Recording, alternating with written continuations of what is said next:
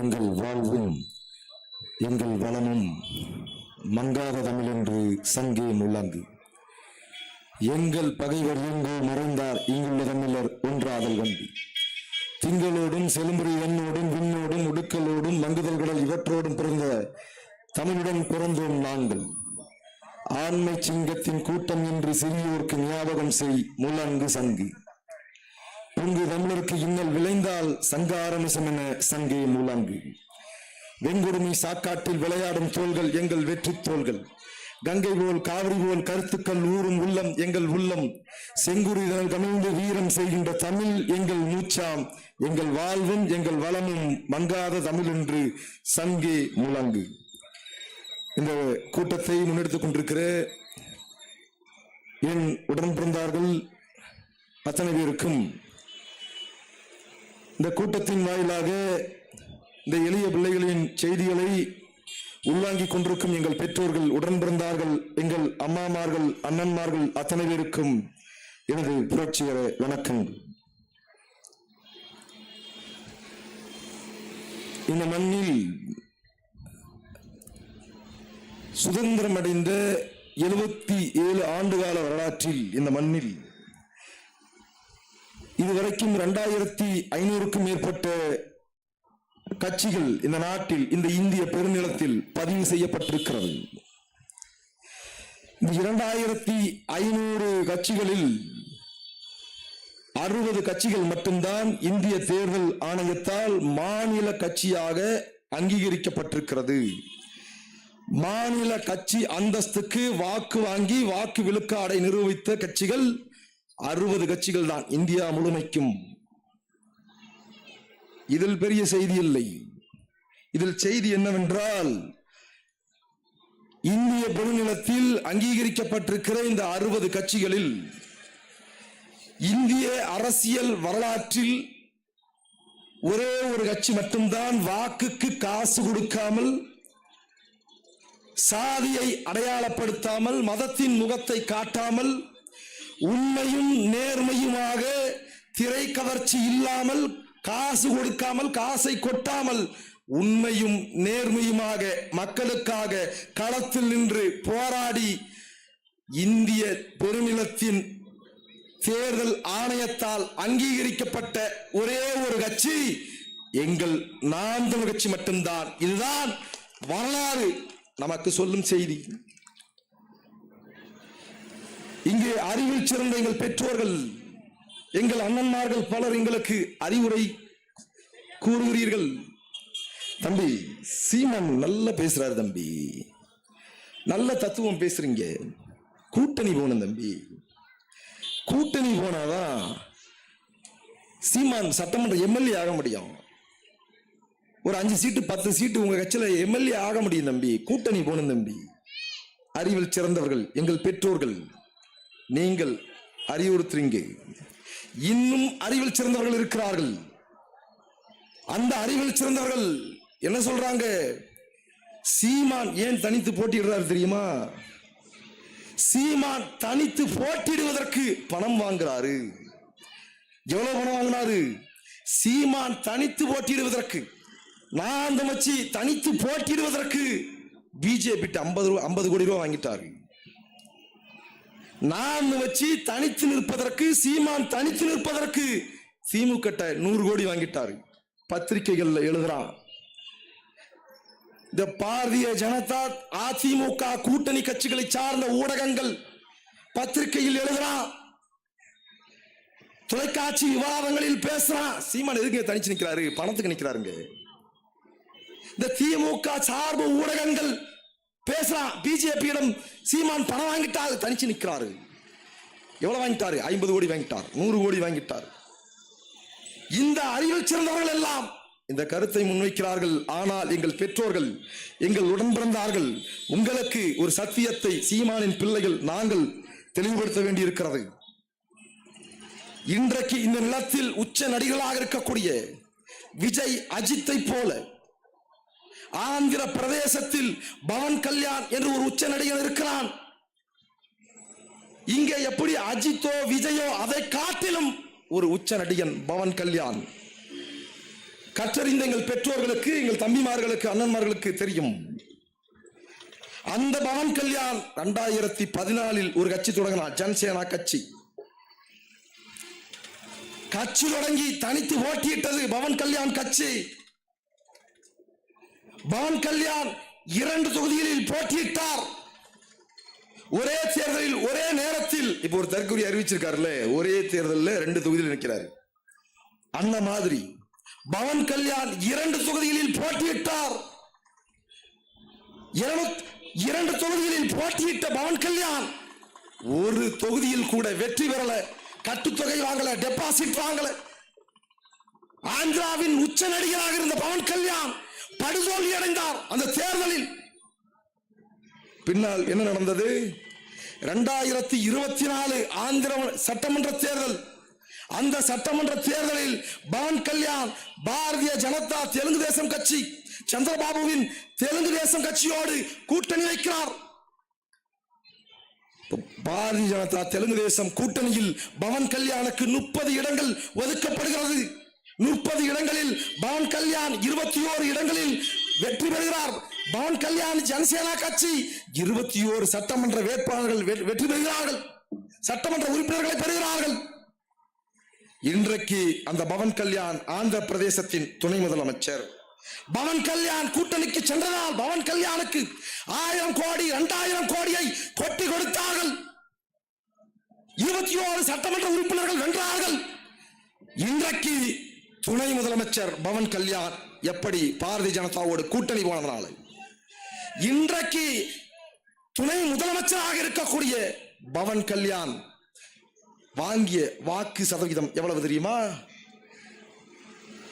ஆந்திராவின் உச்ச நடிகர் பவன் கல்யாண், துணை முதல்வர் பவன் கல்யாண் வாங்கிய வாக்கு வங்கி வெறும் 6%. அப்படி என்றால் வெறும் 6% வாக்கு வங்கி வைத்திருக்கிறவன் எல்லாம் இந்த நாட்டில் கூட்டணி சென்றால் 1000 கோடி 2000 கோடியை பெற முடியும். 21 சட்டமன்ற உறுப்பினரை வெல்ல முடியும். துணை முதல்வர் அமைச்சர் ஆக முடியும் என்றால் எங்கள் அண்ணன் சீமானுக்கு பணம் தான் பிரதானம் என்றால் 8.2% வாக்கு வங்கியை வைத்திருக்கிற நாம் தமிழர் கட்சி, எங்கள் அண்ணன் சீமான் நினைத்திருந்தால் எப்போது கூட்டணி சென்று 2000 கோடியை குவித்திருக்க முடியும். இவன் சொல்றான் சீமான் 100 கோடிக்காக தனிச்சு நிற்கிறாரு. டே, கூட்டணி போனா 2000 கோடி, துணை முதல்வர் 20 சட்டமன்ற உறுப்பினர் வெல்லும் வாய்ப்பு. ஆனாலும் சீமான் ஏன் தனித்து நிற்கிறார்? சீமானுக்கு ஒரு பெரும் கனவு இருக்கிறது. இந்த சமூகத்தை, எங்களிலும் இளைய பிள்ளைகள், இளைய தலைமுறை பிள்ளைகள் வாழும் சமூகத்தை ஒரு உண்மையும் நேர்மையுமான சமூகமாக கட்டமைப்பது.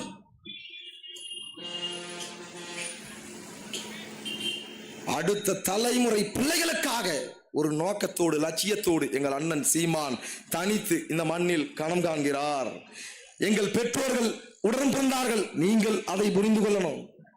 இந்த நுட்பமான அரசியலை நீங்கள் புரிந்து கொள்ளணும். ஏன் நாம் தமிழர் கட்சி தனித்து நிற்கிறது நீங்கள் புரிந்து கொள்ளணும். அரசியல் பிழைத்தோருக்கு அறமே கூற்றாகும். குடிமக்கள் காப்பியம் என்று போற்றப்படுகிற சிலப்பதிகாரம் நமக்கு போதிக்கிறது. ஆனால் இங்கே இந்த மண்ணில் அரசியல் பிழைத்தோரெல்லாம் உங்களிடமும் என்னிடமும் வாக்கு வாங்கி அதிகாரத்திற்கு சென்றவர்கள் எல்லாம் என்ன செய்தார்கள் என்பதை எங்கள் மக்கள் நீங்கள் சிந்திக்கணும். திமுக என்ன இதுவரைக்கும் இந்த மக்களுக்கு செய்திருக்கிறது? அதிமுக அதிகாரத்தில் இருந்த வரைக்கும் இந்த மக்களுக்காக எதை செய்திருக்கிறது? இதுவரைக்கும் செய்யாத எது ஒன்றை இனி இவர்கள் அதிகாரத்திற்கு வந்து மீண்டும் செய்வார்கள் என்று எங்கள் பெற்றோர்கள் நீங்கள் நம்புகிறீர்கள். அடிப்படை உரிமைகள் அனைத்திற்கும் நீங்களும் நானும் போராடித்தான் பெற முடியும். அடிப்படை உரிமைகள் அனைத்தும் இங்கே காசு கொடுத்தால் தான் கிடைக்கும். காசு இருப்பவனுக்கு ஒரு மருத்துவம், காசு இல்லாதவனுக்கு ஒரு மருத்துவம். காசு இருப்பவனுக்கு ஒரு கல்வி, காசு இல்லாதவனுக்கு ஒரு கல்வி. காசு இருப்பவனுக்கு தரமான குடிநீரை பெற முடியும், காசு இல்லாதவனுக்கு தரமற்ற குடிநீர். காசு இருப்பவனுக்கு ஒரு குடிநீர், காசு இல்லாதவனுக்கு ஒரு குடிநீர். இந்த நிலையை மாற்ற வேண்டும். அதற்காக தான் நாம் தமிழர் கட்சி தனித்து நிற்கிறது. எங்கள் பெற்றோர்கள் முன்னால் பேசிய என் சகோதரர்கள் குறிப்பிட்டார்கள், இந்த மண்ணில் பெண் பிள்ளைகளுக்கு பாதுகாப்பு இல்லை. நம் வீட்டில் இருக்கக்கூடிய தங்கைமார்களை, அக்காமார்களை, பெண் பிள்ளைகளை வெளியே அனுப்ப முடியல. இந்த சமூகத்தில் இதே கிருஷ்ணகிரி மாவட்டத்தில் கடந்த மாதம் 70 வயது மூதாட்டியை கற்பழிக்கலாம்.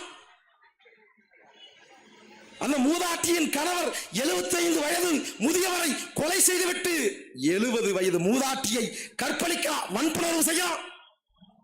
அப்படி என்றால் இந்த சமூகம் எப்படிப்பட்ட சமூகமாக மாறிக்கொண்டிருக்கிறது? இந்த பிள்ளைகளின் செய்தியை உள்வாங்கிக் கொண்டிருக்கிற எங்கள் பெற்றோர்கள், மனச்சான்று உள்ளவர்கள், நீங்கள் சிந்திச்சு பாருங்க. 70 வயதில் இருக்கக்கூடிய ஒரு பெண்மணியை, ஒரு மூதாட்டியை பார்த்து அவளை வன்புணர்வு செய்யலாம் என்று ஒருவன் சிந்திக்கிறான் என்றால் இந்த சமூகம் எவ்வளவு கேடுகட்ட சமூகமாக இருக்கிறது. இந்த சமூகத்தில் தான் நீயும் நானும் வாழ்ந்து கொண்டிருக்கிறோம். உன் பிள்ளையும் என் பிள்ளையும் இந்த சமூகத்தில் தான் வாழ்ந்து கொண்டிருக்கிறது என்று உங்களுக்கு தோணலையா? தம்பி, என்ன தம்பி செய்ய முடியும்? என்ன செய்ய முடியும்? என்ன செய்திருக்கணும் நாங்கள் சொல்லட்டுமா? அதிமுக ஆட்சி காலத்தில் பொள்ளாச்சி பாலியல் வன்புணர்வு குற்றச்சாட்டு, படிக்கிற பிள்ளைகளை எல்லாம் அம்மனமாக்கி அயோக்கியர்கள் வாழ்வை கெடுத்தார்கள், சீரழித்தார்கள். அதிமுக ஆட்சி காலத்தில் அதிமுகவின் தலைவர் பெருமக்களுக்கெல்லாம் நம் வீட்டு பிள்ளைகளை பலியாக்கினார்கள். செய்தி ஊடகங்கள் காட்டியது. நெஞ்சம் பதை பதைத்தது. அதில் ஒரு தங்கை அழவா, அண்ணா நான் தங்கச்சி மாறினா விட்டுருங்கண்ணா, ஆனா துணியை அவுக்காதீங்க, அடிக்காதீங்க நான் கதறினால் அதை மறந்து விட்டோமா? நாங்கள் ஆட்சிக்கு வந்தால் பொள்ளாச்சி பாலியல் வழக்கில் குற்றம் சாட்டப்பட்ட அத்தனை பேரையும் தண்டனையை பெற்றுத் தருவோம் என்று பேசிய கருணாநிதியின் தவப்புதல்வன் ஸ்டாலின் இதுவரைக்கும் அந்த பொள்ளாச்சி பாலியல் வழக்கில் குறுங்கியது என்ன? பதில் இருக்கா? பொள்ளாச்சி பாலியல் வழக்க விடுங்க, அது அதிமுக ஆட்சி காலத்தில் நடந்தது. பேசுவான், கப்பை கட்டுவான், சப்பை கட்டுவான். அது அதிமுக ஆட்சியில் நடந்ததுங்க. நாங்க என்ன செய்ய முடியும்? அதிமுக ஆட்சி காலத்தில் ஒரு பொள்ளாச்சி பாலியல் வன்புணர்வு குற்றச்சாட்டு என்றால் திமுக ஆட்சி காலத்தில் தினந்தோறும் குற்றச்சாட்டு, தினந்தோறும் நம் பிள்ளைகள் பாலியல் வன்புணர்வுக்கு உள்ளாக்கப்பட்டுக் கொண்டே இருக்கிறார்கள். கிருஷ்ணகிரியில் 70 வயது மூதாட்டி வன்புணர்வு செய்யப்படுறா. குமாரபாளையத்தில் 7 வயது சிறுமி வன்புணர்வு செய்யப்படுறா. ஆய்வுகள் சொல்லுது, இந்த வன்புணர்வு செய்யக்கூடியவர்களின் மனநிலை ஏன் இப்படி மாறியது? ஏன் காணொளி வெடித்து அயோக்கியர்களாக, சைக்கோவாக ஏன் மாறா? போதை பழக்கம். இந்த போதை பழக்கம்தான், இந்த போதை தான் மனிதனை சிந்திக்க விடாமல் மிருகமாக மாற்றுகிறது. ஆய்வுகள் சொல்லுது. இது பெரிய ஆய்வு தேவையில்லைங்க. உள்ளங்கை காயத்திற்கு கண்ணாடி எதற்கு? எங்கள் பெற்றோருக்கு தெரியாதா? போதைதான் காரணம். போச்சம்பள்ளி மட்டுமல்ல, தமிழ்நாட்டில் இருக்கக்கூடிய அத்தனை கிராமங்களிலும் தெருக்களிலும் போதைப் பொருள் விற்கப்படுகிறது, சாராயம் விற்கப்படுகிறது, கஞ்சா, அபின், கொக்கைன் என்று அத்தனையும் விற்கப்படுகிறது. பள்ளி வாசல்ல போதைப் பொருள் விற்கப்படுது. நம்ம வீட்டு பெண் பிள்ளைகளை தான் நம்பி அனுப்ப முடியல, வெளியே பயப்படுறோம்னா. இன்றைக்கு ஆண் பிள்ளைகளை அனுப்ப முடியல, பயமா இருக்கு. பள்ளிக்கு அனுப்ப முடியல, கல்லூரிக்கு அனுப்ப முடியல. பள்ளி வாசலில் போதைப் பொருள் விற்கப்படுகிறது, கல்லூரி வாசலில் போதைப் பொருள் விற்கப்படுகிறது. கல்லூரியில் பயிலக்கூடிய நம் பெண் பிள்ளைகள், நம் வீட்டு பிள்ளைகளிடம் நிர்மலா தேவி என்கிற ஒரு பேராசிரியர் பேசுறா. நிர்மலா தேவி மாணவர்களுக்கு பாடம் நடத்தக்கூடிய விரிவுரையாளர் நம் வீட்டு பெண் பிள்ளையிடம் பேசுறா. நான் சொல்ற மாதிரி இங்க இருக்கிற அரசியல் தலைவர்கிட்ட நீ அட்ஜஸ்ட் பண்ணிட்டன்னா உனக்கு நிறைய பணம் கிடைக்கும், நீ படிக்காமலேயே பாஸ் ஆகலாம், இப்படி பேசி நம் வீட்டு பிள்ளைகளை பலர் வாழ்க்கையை நாசம் செய்தவர்கள் இந்த திமுக அதிமுக தலைவர்கள் தான். இதே நிர்மலா தேவி எத்தனை திமுக தலைவர்களுக்கு அதிமுக தலைவர்களுக்கு நம் வீட்டு பிள்ளைகளை பலியாக்கினால் பதில் இருக்கா? விசாரணை நடந்து கொண்டிருக்கு, இதுவரைக்கும் நிரூபிக்கப்படல. என்ன சொல்லிட்டான்? நிர்மலா தேவிக்கு மனநலம் சரியில்லைன்ட்டான். கண்டுபிடிக்கப்பட்டது ஒரு நிர்மலா தேவி, ஆனால் இந்த சமூகத்தில் ஆயிரம் ஆயிரம் நிர்மலா தேவிகள் உலகிக் கொண்டுதான் இருக்கிறார்கள். மறுப்பியா? உன் வீட்டு பிள்ளையை கல்லூரிக்கு அனுப்பிடுவியா? நம் வீட்டு பிள்ளைகளை நாசம் செய்தவர்கள் இவர்கள் தான். இந்த திமுக அதிமுகவின் தலைவர்கள் அயோக்கியர்கள் இவன் தான். ஒண்ணு இல்லைங்க, சாதாரண பெண் பிள்ளைகளுக்கு தான் பாதுகாப்பு இல்லை அப்படின்னு இல்லை. 2021 ராஜேஷ் தாஸ் என்கிற ஒரு டிஜிபி உயர் அதிகாரி ஒரு அயோக்கிய மொல்ல மாறி முடிச்சரைக்கு ஒரு பெண் மாவட்ட எஸ்பி, சிந்திச்சு பாரு, காவல் நிலையத்தில் பெண் காவல் ஆய்வாளர் நம்ம போய் சந்திக்கிறோம்ல, அந்த பெண் காவல் ஆய்வாளருக்கும் மேல உயரதிகாரி மாவட்ட எஸ்பி மாவட்ட கண்காணிப்பாளர் அந்த ராஜேஷ் தாஸ் என்கிற அயோக்கியன் ஒரு பெண் மாவட்ட எஸ்பிக்கு பாலியல் வன்புணர்வு பாலியல் தொல்லை கொடுக்கிறார். நீதிமன்றம் போறாங்க, நீதிமன்றம் விழுப்புரம் நீதிமன்றம் அந்த ராஜேஷ் தாஸ் என்கிற அயோக்கியன் குற்றவாளிதான் ஆதாரப்பூர்வமாக நிரூபிக்கப்பட்டது. 3 ஆண்டுகள் சிறை தண்டனை. நீதிமன்றம் 3 ஆண்டுகள் சிறை தண்டனை விதித்த பின்னாலும் ராஜேஷ் தாஸை கைது செய்ய ஸ்டாலினுக்கு ஆண்மைகள் துணிவில்லை. என்ன செஞ்சாங்க? ராஜேஷ் தாஸ் மேல்முறையீடு போறார் உயர் நீதிமன்றத்துக்கு, உச்ச நீதிமன்றத்துக்கும் உயர் நீதிமன்றத்துக்கும் மேல்முறையீடு போய் கைதுக்கு இடைக்கால தடை வாங்கிறார். இடைக்கால தடை வாங்கும் வரைக்கும் 10 நாட்களுக்கு மேலாக ராஜேஷ் தாஸ் தலைமறைவாக இருக்கான். அவனை கைது செய்யாமல் அவனுக்கு வாய்ப்பு வழங்கியது கருணாநிதியின் புதல்வன் ஸ்டாலின். இப்ப என்ன ஆயிடுச்சு? அதை தொடர்ந்து கோயம்புத்தூர்ல 10 நாளைக்கு முன்னாடி ஒரு டிஎஸ்பி 45 வயது மதிப்பு 45 வயது மிக்க ஒரு பெண் காவலரை வன்புணர்வு செய்யலாம். ஒரு டிஎஸ்பி செந்தில்குமார் என்கிற அயோக்கிய காவல்துறையில. உனக்கு இதெல்லாம் செய்தித்தாள்ல போற செய்தி. காவல்துறையில் பணியாற்றுகிற மாவட்ட கண்காணிப்பாளர் எஸ்பிக்கு பாதுகாப்பு இல்லை. இப்ப செந்தில்குமார் டிஎஸ்பி 45 வயது பெண் காவலரை பாலியல் வன்புணர்வு பண்றான், பாலியல் தொல்லை கொடுக்கிறான். எங்கும் நம் பிள்ளைகளுக்கு பாதுகாப்பு இல்லை. இப்ப நாங்கள் என்ன சொல்றோம்? இந்த மண்ணில் எத்தனையோ அரசியல் தலைவர்கள் இருக்கிறார்கள், உங்களிடம் வாக்கு வாங்கியவர்கள், அதிகாரத்துக்கு சென்றவர்கள் இருக்கிறார்கள். ஆனால் நான் தமிழ்ச்சியும் எங்கள் அண்ணன் சீமானும் என்ன கோட்பாட்டை முன்வைக்கிறோம்? நான் தமிழ்ச்சி அதிகாரத்தில் இருக்கிறது, எங்கள் அண்ணன் சீமான் அதிகாரத்தில் இருக்கிறார். இதே ராஜேஷ் தாஸ் மாவட்ட எஸ்பி பெண் எஸ்பியிடம் பாலியல் வன்புணர்வு பண்றான், பாலியல் தொல்லை கொடுக்கிறான். என்ன நடக்கும்? ராஜேஷ் தாஸுக்கு கால் இருக்கும், கை இருக்கும், மூக்கு இருக்கும், உளி இருக்கும், ஆனா முக்கியமானது இருக்காது.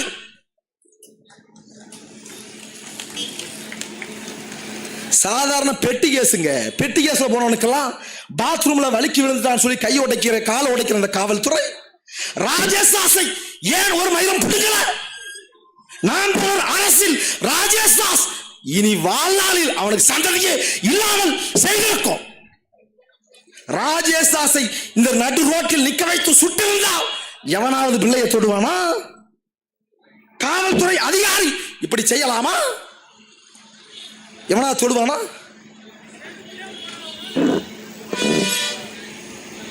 ஆனா இந்த திமுக அதிமுக என்ன செய்யறான்? இந்த சமூகத்தை மேலும் மேலும் சீரழிப்பதற்காக போதைப் பொருளை இவன் தான் வர்த்தகம் செய்யறான். ஜாஃபர் சாதிக்கு ஒருத்தன் 2500 கோடிக்கு கஞ்சா கடத்தி இருக்கான். யார் இந்த ஜாஃபர் சாதிக்? திமுகவின் அயலகாரி பொறுப்பாளர்.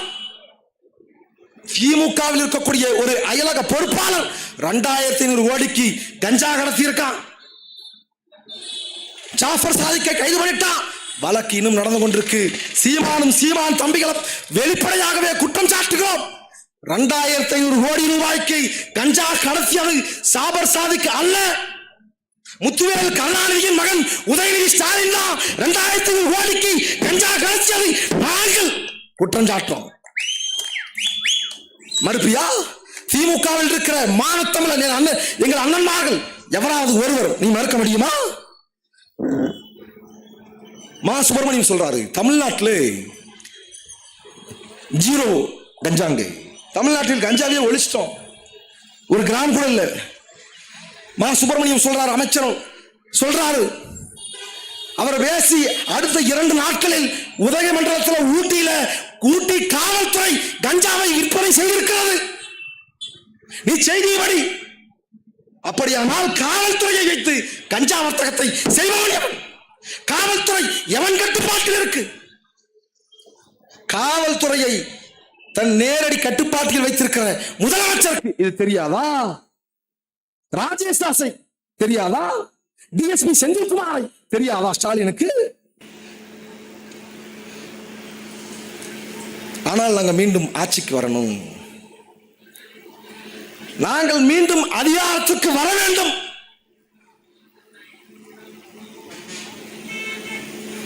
வாக்கு கேட்டு வருகிறார்கள். எங்கள் பெற்றோரிடம் வாக்கு கேட்டு வர்றான். திமுகவின் தலைவர் மக்கள், அதிமுகவின் தலைவர் வர்றான். எங்க கிட்ட மீண்டும் அதிகாரத்தை கொடுங்க, அதிகாரத்தை கொடுங்க. திமுக தேர்தல் விளம்பரங்க டிவியில தொலைக்காட்சியில் போட்டான். இப்ப தேர்தல் நடத்தி தொலைக்காட்சியில் வரதில்லை, யூடியூப்ல வருது. திமுகவின் தேர்தல் விளம்பரம் எங்கள் பெற்றோர்கள் அண்ணன்மார்கள் பல பேர் பார்த்துருப்பீங்க. அந்த தேர்தல் விளம்பரத்தில் ஒரு பையன் தேநீர் கடையில் டீ கடையில் டீ குடிச்சிட்டு இருக்கான். ஒரு சின்ன பையன் பள்ளிக்கு போறாங்க, சின்ன பிள்ளைங்க, தம்பி சாப்பிட்றியா தம்பி அப்படின்னு அவன் கேட்குறான். அந்த தம்பி சொல்றான், இல்லைண்ணே எனக்கு காலை உணவு திட்டம் பள்ளியில் போடுறாங்கண்ணே. அப்படியா? காலை உணவு திட்டம் இந்த நாட்டில் போடப்படுதா? ஆச்சரியப்படுறான் அந்த பையன். அடுத்த காட்சி, அந்த விளம்பரத்தில் அடுத்த காட்சி வருது. ஒரு தங்கை போறா, தங்கிக்கிட்டே, ஏய் உனக்கு பஸ்ஸு காசு இருக்கா? ஏய் தமிழ்நாட்டில் பெண்களுக்கு ஃப்ரீ பஸ்ஸா ஸ்டாலின் கொடுத்துருக்காரு. அந்த பொண்ணு ஒன்றுமே, தமிழ்நாட்டில் பெண்களுக்கு ஃப்ரீ பஸ்ஸா? ஆச்சரியப்படுறான் அந்த பையன், அதாவது ஒரு இளைஞன் ஆச்சரியப்படுறான். என்ன பண்றாங்க? இளைஞர்களின் வாக்கை காருவதற்காக இந்த விளம்பரமா. இப்போ அடுத்த காட்சி, அந்த பையனோட அம்மா அவங்க முதலாளி அம்மாட்ட காசு கேட்டிருக்காங்க லேப்டாப் வாங்குறதுக்கு. அந்த அம்மா கொண்டு கொடுக்குறாங்க. ஏம்மா உன் பையனுக்கு லேப்டாப் வாங்கணும்னு கேட்டல, இந்த பணத்தை வச்சுக்கோ. அந்த அம்மா சொல்லுது, இல்லைம்மா என் பையனுக்கு ஸ்டாலின் இலவசமாகவே லேப்டாப் கொடுத்துட்டாரு. உடனே அந்த பையன் ஆச்சரியப்படுறான், எனக்கு ஸ்டாலின் இலவசமாக லேப்டாப் கொடுத்துருக்காரா? நான் முடிவு பண்ணிட்டேன், நான் திமுக தான் ஓட்டு போடுவேன். ஏண்டா உனக்கு லேப்டாப் கொடுத்தது உனக்கே தெரியல? இந்த வடிவேல் ஒரு திரைப்படத்தில் சொல்லுவார்ல, ஏதோ இந்த சொட்ட பையன் இவனுக்கு டீ கடை நான் தான் வச்சு கொடுத்தேன், அது அவனுக்கே தெரியாதுன்ற மாதிரி அவனுக்கு லேப்டாப் கொடுத்தது அவனுக்கே இப்பதான் தெரியுது. இந்த நாட்டில் மகளிருக்கு இலவச பேருந்து ஓடுவது அவனுக்கு அப்பதான் தெரியுது. ஆனா வாக்களிக்கிற வயசு வந்துருச்சு. இப்ப அவன் முடிவு பண்றான், நான் திமுகவுக்கு தான் வாக்களிப்பேன். சிந்திச்சு பாருங்க, இந்த நாட்டில் இலவச பேருந்து ஓடுது, லேப்டாப் அவனுக்கு கொடுத்தது அவனுக்கே தெரியலன்னா அவன் எவ்வளவு பெரிய முட்டாப்பையன் இருப்பான். அந்த முட்டாப்பையன் முடிவு பண்றான், நான் திமுக தான் வாக்களிப்பேன். இப்ப நம்ம என்ன புரிஞ்சுக்கணும்? திமுகவிற்கு தான் நான் வாக்களிப்பேன் என்று எவன் முடிவு செய்வான்? ஆக பெரும் முட்டாள்கள், முட்டா பையன் தான் முடிவு செய்வான். இதை நான் சொல்ல, திமுக போடுறான், திமுக போடுறாங்க. இப்படி ஒரு கூட்டம். எங்க அக்காமார்கள் பல பேர், என் தங்கச்சிமார்கள் அக்காமார்கள், ஸ்டாலின் இலவச பேருந்து கொடுத்திருக்காரு தம்பி. கருணாநிதி உள்ள இலவசமா பேருந்து கொடுக்கறதுனா எவ்வளவு பெரிய சாதனை தெரியுமா? திராவிட மாடலின் சாதனை இலவச பேருந்து. எங்க அக்காமார்கள் பல பேரு நகர பேருந்துல இலவசமா போறாங்க. நான் தர்மபுரியிலிருந்து இப்ப வரும்போதுங்க, தர்மபுரியில புதிய பேருந்து பழைய பேருந்து வரணும், எல்லாம் புதிய பேருந்து மாத்திட்டான். 6 ரூபா டிக்கெட்டு, பயணச்சீட்டு 6 ரூபா. 6 ரூபாய் கொடுத்து நான் பயணச்சீட்டு வாங்கிட்டேன். பக்கத்தில் இருக்கிற எங்க அக்காமார்கள் அம்மாமார்கள் யாருமே காசு கொடுக்கல. இலவசமா டிக்கெட், இலவச பயணம். நான் பார்க்கிறேன், மகிழ்ச்சியா வாங்குறாங்க, காசு கொடுக்கல, இலவசமா பயணிக்கிறோம், மகிழ்ச்சி. ஆனா அதே அக்காமார்கள் தருமபுரி பேருந்து நிலையத்திலிருந்து இறங்கிட்டாங்க. இலவசம் பேருந்து, இலவச பேருந்தில் பேருந்து நிலையம் வந்து இறங்கிட்டாங்க. யார்? நம்ம அக்கா, நம்ம வீட்டுல நம்ம அம்மா போய் இறங்கிட்டாங்க, பேருந்து நிலையத்தில் இறங்கிட்டாங்க. பேருந்து இலவசம். பேருந்து நிலையத்தில் இறங்கியவுடன் ஒரு இயற்கை உபாதைங்க. அவசர தேவை, அவசர காலம், மாதவிடாய் காலம், ஒரு இயற்கை உபாதை. பேருந்து இலவசம், ஆனால் கழிப்பிடம் 10 ரூபா. திராவிட மாடல். எப்படி?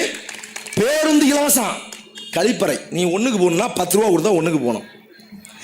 என்னடா இதெல்லாம் ஆட்சி முறை? திமுகவுக்கு ஓட்டு போட்டு எங்க அண்ணன்மார்கள் நீங்க பதில் சொல்லு. அதுவும் அந்த கழிப்பறை எப்படி இருக்கும்? அந்த கழிவறை எப்படி இருக்கு தெரியுமா? அதிநவீன கழிப்பிடம், கட்டண கழிப்பிடம். அது என்னடா அதிநவீன கழிப்பிடம்? அதிநவீன கழிப்பிடம், ஜெர்மன் டெக்னாலஜி, ஜப்பான் டெக்னாலஜி, அமெரிக்க டெக்னாலஜி, அதிநவீன கழிப்பிடம். உள்ள போனோம் நாங்க, என்னடா அசிங்கமா பேச நினைக்கக்கூடாது, இந்த அசிங்கத்தில் தான் ஆட்சி நடக்கிறது. அதனால சொல்றேன், உள்ள போனோம்னா நீ வேலையெல்லாம் முடிச்சுட்டு இப்ப நீ கழுவணும். இந்த அதிநவீன கழிப்பிடத்தில் அவன் ஒரு மக்கு வச்சிருப்பான், டப்பா வச்சிருப்பான். இந்த டப்பா எப்படி இருக்கு தெரியுமில்ல? நீ தண்ணியை மோளுறதுக்குள்ள தண்ணி கீழே போயிடும். நீ தண்ணியை மோளுறதுக்கு தண்ணி கீழே. இந்த வடிவ பாயை சுருட்டு வரல, இப்படியா சுருட்டிட்டு வருவாரு, அந்த பக்கம் சுருண்டுறோம், இப்படியா சுருட்டிட்டு வருவாரு, இந்த பக்கம் சுருண்டுறோம். இந்த மாதிரி உனக்கு ஒரு டாஸ்க். இந்த வேலையை முடிச்சுட்டு வர்றதுக்குள்ள விடிஞ்சிரும். புரியுதுல்ல? இது அதிநவீன கழிப்பிடம். இந்த வடிவேல் சொல்ற மாதிரி மூட்டை பூச்சியை கொல்லக்கூடிய லேட்டஸ்ட் டெக்னாலஜி மிஷின்.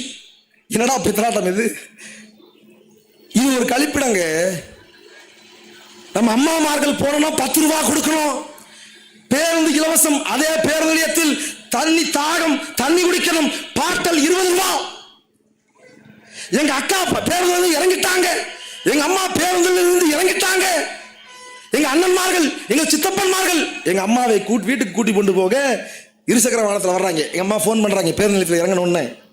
ஏங்க நான் வந்துட்டேங்க, எங்கதான் இருக்கு இன்னும்? போன் அடிக்கிறாங்க. எங்க சித்தப்பன்மார்கள் அண்ணன்மார்கள் வந்து கூட்டிட்டு போறாங்க இருசக்கர வாகனத்தில் பேருந்து நிலையத்துல இருந்து வீட்டுக்கு. இப்ப என்ன நாங்க கேட்கிறோம்னா, பேருந்தை இலவசமாக எப்படி இவர்களால் கொடுக்க முடிகிறது? இந்த நாட்டின் கடன் சுமை 10 லட்சம் கோடி, 10 லட்சம் கோடி கடன் சுமை வைத்துக் கொண்டு எப்படி இலவசம் கொடுக்க முடியும்? திமுக 1000, நாங்கள் ஆட்சிக்கு வந்தால் 2000. எடப்பாடி பழனிசாமி இன்னொரு முட்டா பையன், தற்குறி பையன், நாங்கள் ஆட்சிக்கு வந்தால் 2500. ஏண்டா 10 லட்சம் கோடி கடனை வைத்துவிட்டு எப்படி இலவசங்களை கொடுக்க முடியும்? திமுக அயோக்கிய பையன் சொல்றாங்க, 10 லட்சம் கோடி நீயா கடன் வாங்கியிருக்க? உன்னையா வந்து கேட்கறாங்க, இந்த கடன் உனக்கா? அரசு பார்த்துக்குது, நீயா கவலைப்படுற, ஓட்ட போடுன்றான். எவ்வளவு பெரிய அயோக்கியத்தனங்க இது, எவ்வளவு பெரிய அயோக்கியத்தனம். நான் சொன்னல, பேருந்து நிலையத்தில் இறங்கிய எங்க அம்மாவை அழைத்து கொண்டு போய் என் சித்தப்பன்மார்கள், எங்கள் அக்காவை, எங்கள் அண்ணன்மார்கள் அழைத்து கொண்டு போடுறாங்க. இருசக்கர வாகனத்தில் வர்றாங்க. பெட்ரோல் போடணும், பெட்ரோல் 100 ரூபாய்க்கு போடுற நாள் ஒன்றுக்கு. அந்த பெட்ரோலில் நிகர விலை 48 ரூபாய். ஆனால் நீயும் நானும் 103 ரூபாய் கொடுத்து வாங்குறோம்.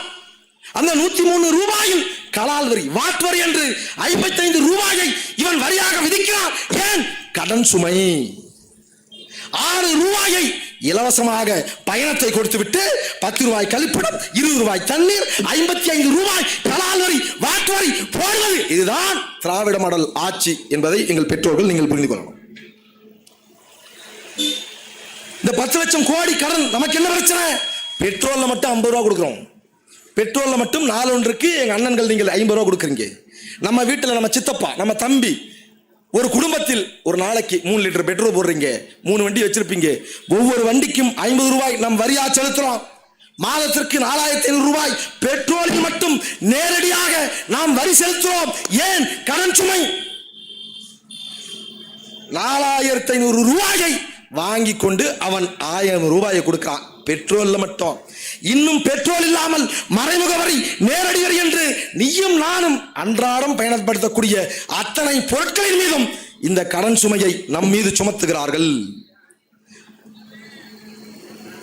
அடிப்படை அத்தியாவசிய பொருட்கள், அரிசி, பருப்பு, எண்ணெய் என்று அனைத்தும் வாரத்திற்கு ஒரு முறை விலை ஏறி கொண்டிருக்கிறது. எங்கள் பெற்றோருக்கு தெரியும்.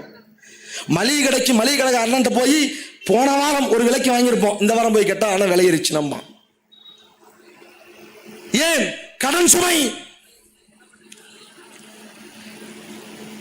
ஆனால் இதை பற்றி எல்லாம் கவலையே இல்லை. வாக்குக்கு காசு கொடுத்தால் நாங்கள் வாக்களிப்போம். வாக்கு கேட்டு செல்கிற இடங்களில், தம்பி நீங்க எவ்வளவு தம்பி கொடுப்பீங்க? தம்பி காசு கொடுக்கிறவங்க தான் தம்பி வாக்களிப்பேன். அறிஞர் அண்ணா தான் பதிவு பண்றாரு. திராவிட முன்னேற்ற கழகத்தை தொடங்கிய அறிஞர் அண்ணா தான் பதிவு செய்கிறார். தங்கத்தை எவனாவது தவிட்டுக்கு கொடுப்பானா? வாக்குக்கு காசு வாங்குவது தேச துரோகம். பேசியது அறிஞர் அண்ணா.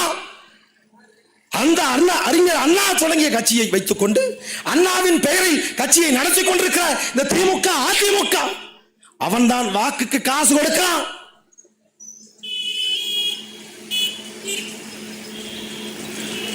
என்னங்க இருக்கு? உங்களுக்கும் எனக்கும் என்ன இருக்கு?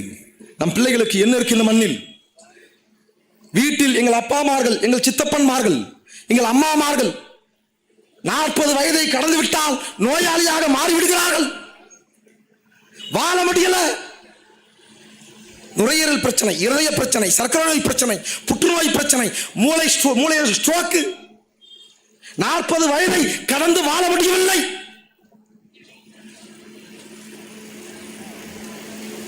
இவர்கள் தான் சொல்கிறார்கள், இந்தியாவிலேயே தரமான மருத்துவ கட்டமைப்பை நாங்கள் உருவாக்கி வைத்திருக்கிறோம். இந்தியாவிலேயே தரமான கட்டமைப்பு தமிழ்நாட்டில் தான் இருக்கு. ஸ்டாலின் சொல்கிறார்.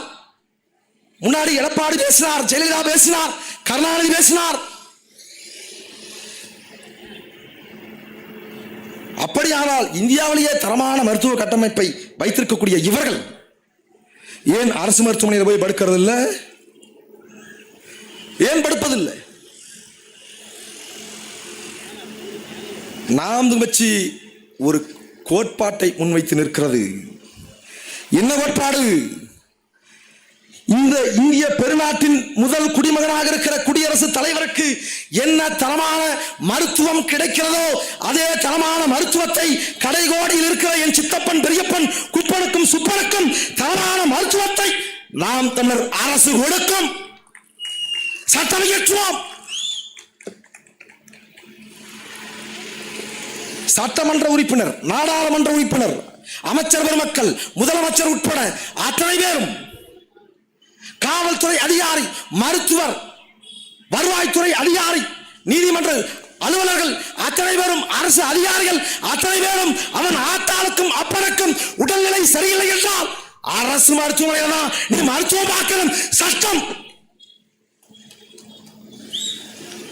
எடப்பாடியை பேச சொல்லு. 2500 ரூபாய் கொடுக்கிற தற்கொலையை பேச சொல்லு. 5 ஆண்டுகளில் 100 ஆண்டு சாதனை என்று பீற்றுக் கொள்கிற ஸ்டாலினை பேச சொல்லு. எடப்பாடி பழனிசாமியின் ஆத்தாளுக்கும் அப்பனுக்கும் பிள்ளைக்கும் பேரபிள்ளைக்கும் உடல்நிலை சரியில்லை என்றால் நான் அரசு மருத்துவமனையில் தான் சேர்ப்பேன். பேச சொல்லு. கருணாநிதியின் பேர பிள்ளைக்கு உடல்நிலை சரியில்லை என்றால் அரசு மருத்துவமனையில் தான் நான் சேர்ப்பேன். பேச சொல்லு. இன்னைக்கு கட்சி தொடங்கி வர்றான்ல, இலவசம் கொடுத்தா ஓட்டு போட்டுருவாங்கன்னு நினைக்கிறான். நாங்கள் தான் மாற்று என்று பேசியவன். திமுக 1000, அதிமுக 2000, நான் 2500 தருவேன். திமுக பெண்களுக்கு இலவச பேருந்து, அதிமுக பெண்களுக்கும் ஆண்களுக்கும் இலவச பேருந்து. நான் வந்தால் எல்லாருக்கும் இலவச பேருந்து, எல்லா ஊருக்கும் இலவச பேருந்து. எப்படி? இலவசத்தை அடிச்சா வாக்களித்து விடுவார்கள். எலும்பு துண்டை தூக்கி எறிந்தால் வாலாட்டுகிற நாயை போல, கவ்விக்கொள்கிற நாயை போல இந்த மக்களை இவர்கள் எண்ணுகிறார்கள். திமுக எண்ணுகிறது, அதிமுக எண்ணுகிறது. இன்றைக்கு கட்சி தொடங்கி இருக்கிற இந்த தற்கொலை விஜயம் அப்படித்தான் எண்ணுகிறான். எடப்பாடி பேச சொல்லு, ஸ்டாலினை பேச சொல்லு, இங்க விஜயை பேச சொல்லு. தமிழக வெற்றி கழகம் ஆட்சிக்கு வந்தால், விஜய் முதல்வரானால், விஜயின் ஆத்தாளுக்கும் அப்பனுக்கும் உடல்நிலை சரியில்லை என்றால் அரசு மருத்துவமனையில் தான். அவன் எங்க அவங்க அப்பனை ஆத்தாலையும் பார்க்க போறான். அவங்க ஆத்தாலையும் அப்பனையும் தெருவில் விட்டான். இப்படி வேணா வச்சுக்கலாம். விஜய் முதல்வரானால், தமிழக வெற்றி கழகம் ஆட்சிக்கு வந்தால் திரிசாவிற்கும் திரிசா வீட்டின் நாய்க்கும் என்ன தரமான மருத்துவம் கிடைக்கிறதோ அதே தரமான மருத்துவத்தை என் நாட்டு குடிமக்களுக்கு கொடுப்பேன். தற்குறி பேசுவானா? திரிசா வீட்டின் நாய்குட்டிக்கு கிடைக்கிற மருத்துவம் ஓம் பிள்ளைக்கு கிடைக்காது. மருத்துவத்தை வர்த்தகமாக மாற்றி நிறுத்தி இருக்கான்.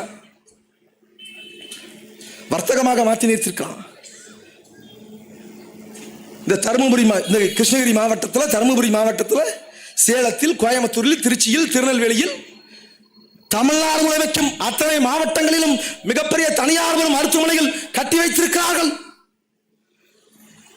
நட்சத்திர விடுதிகளைப் போல தனியார் பெரும் மருத்துவமனைகள் உயர்ந்து நிற்கிறது. இந்த மருத்துவமனைகள் எல்லாம் பதாகை வைக்கலாம். தமிழ்நாட்டிலேயே மிகப்பெரிய மருத்துவ கட்டமைப்பு, வர்த்தக கட்டமைப்பாக இருக்கிற காவேரி மருத்துவமனை திமுகவின் குடும்ப சொத்து. காவேரி மருத்துவமனை பதாகை வைக்கலாம் திமுக காரன். அப்பல்லோ மருத்துவமனை பதாகை வைக்கிறான். அத்தனை தனியார் மருத்துவமனைகளும் பதாகை வைக்கிறான். என்ன வைக்கிறான்? உங்கள் வீட்டில் பெற்றோர்கள் இருக்கிறார்களா? முதியவர்கள் இருக்கிறார்களா? அவர்கள் திடீர்னு இதய நோய் வரலாம், எங்க கிட்ட கொண்டு வாங்க. அவர்களுக்கு திடீரென்று புற்றுநோய் வரலாம், எங்க கிட்ட கொண்டு வாங்க. பதாகை விளம்பரம். நான் பொய் சொல்லலை. எங்கள் பெற்றோர்கள் சாலையில் பயணிக்கும் போது கவனி, இதுல காவேரி மருத்துவமனை பதாகை வைக்கிறாங்க. உங்கள் வீட்டில் பெற்றோருக்கு ஸ்ட்ரோக் வந்துருச்சா, இதய நோய் வந்துருச்சா, மாரடைப்பா, நேரா வாங்க, நேரத்துக்கு வாங்க, நாங்கள் காப்பாற்றி தருகிறோம். யார்? காவேரி மருத்துவமனை. காவேரி மருத்துவமனை யாரு? திமுகவின் குடும்ப சொத்து. பதாகை வைக்கலாம். இப்ப என்ன பண்ணணும்? நேரா போகணும், நேரத்துக்கு போகணும். உங்க அப்பனையும் ஆத்தாளையும், நம்ம அப்பாவையும் ஆத்தாளையும் காப்பாற்றணும்னா நேரா போகணும், நேரத்துக்கு போகணும். அவன் ஒன்று சொல்ல மறந்துட்டான், உன் வீட்டு சொத்து பத்திரத்தையும் கொண்டு போகணும். இந்த தனியார் மருத்துவமனைக்கு போகும்போது நம் வீட்டு சொத்து பத்திரத்தையும் கொண்டு போகணும். அப்பதான் நம்ம ஆத்தாளையும் அப்பனையும் காப்பாற்ற முடியும். இப்ப நாங்க இதை எப்படி மாத்துறோம்? இப்ப கருணாநிதியின் குடும்ப சொத்து, கருணாநிதியின் குடும்ப உறுப்பினர்கள் நடத்தக்கூடிய காவேரி மருத்துவமனை பதாகை வைக்கிறான். நேரா வாங்க, நேரத்துக்கு வாங்க, நாங்கள் உங்கள் பெற்றோரை காப்பாற்றி கொடுக்கிறோம் அப்படின்னு பதாகை வைக்கிறான். பல லட்சம் பணம் கொடுக்கணும். ஆனால் தமிழ்நாட்டில் தரமான மருத்துவ கட்டமைப்பை வைத்திருக்கிறோம் என்று பேசக்கூடிய இந்த திமுக அரசு, அதிமுக அரசு, அரசு மருத்துவமனையின் சார்பாக பதாகை வைப்பானா? உங்கள் வீட்டில் முதியோருக்கு பிரச்சனையா, உடல்நல கோளாறா, உடல்நல பிரச்சனையா, நீங்கள் நேரா வாங்க, நாங்கள் காப்பாற்றி தருகிறோம். அரசு மருத்துவமனை பதாகை வைக்குமா? இந்த பர்கூர் தொகுதியில் இந்த போச்சம்பள்ளி பேர் நிலையத்தில் பதாகை வைக்குமா அரசு மருத்துவமனை? ஆனால் நாங்கள் ஒரு மாற்றத்தை கொண்டு வர்றோம். இதே போச்சம்பள்ளி பேருந்து நிலையத்தில், இதே போச்சம்பள்ளியின் சாலைகளில், கிராமங்களில், அத்தனை கிராமங்களிலும், அத்தனை பொது இடங்களிலும் நாம் தமிழர் அரசு மருத்துவமனை சார்பாக பதாகை வைப்போம். இந்த காவேரி மருத்துவமனைக்கு நிகராக, அப்பல்லோ மருத்துவமனைக்கு நிகராக உங்கள் வீட்டில் உங்கள் பெற்றோருக்கு உடல்நிலை சரியில்லையா, நேரா வாங்க, நாங்கள் காப்பாற்றி தருகிறோம் என்கிற ஆன்மீகம் திமிரோடு நான் வச்சு பதாகை வைக்கும். ஏன் வைக்கும்? அந்த அளவுக்கு தரமான மருத்துவத்தை நாம் தமிழர் அரசு எங்கள் மக்களுக்கு கொடுக்கும்.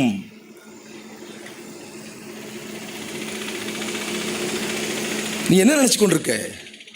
2000 ரூபாய் காசு வாங்கிட்டா நம் பிள்ளைகளுக்கு ஒளிமயமான எதிர்காலம் காத்துக் கொண்டிருக்கிறது நினைக்கிறீங்களா நீங்க?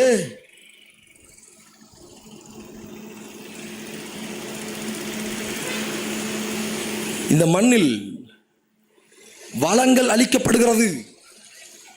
இதே கிருஷ்ணகிரி மாவட்டத்தில் ஓசூர் நகரம் என்று ஒரு நகரம் இருக்கு. தமிழ்நாட்டில் அத்தனை மாவட்டங்களில் நான் பயணிக்கிறேன். எங்க ஊர்ல ஓசூர் மாதிரி ஒரு ஊர் இல்லையே. ஏன்னா தொழில் கொட்டி கிடக்குங்க. தொழில் வாய்ப்பு, தொழிற்சாலைகள், தொழில் வாய்ப்புகளை நாங்கள் உருவாக்கி இருக்கிறோம். தொழில் நகரமாக ஓசூரை மாற்றி இருக்கிறோம்.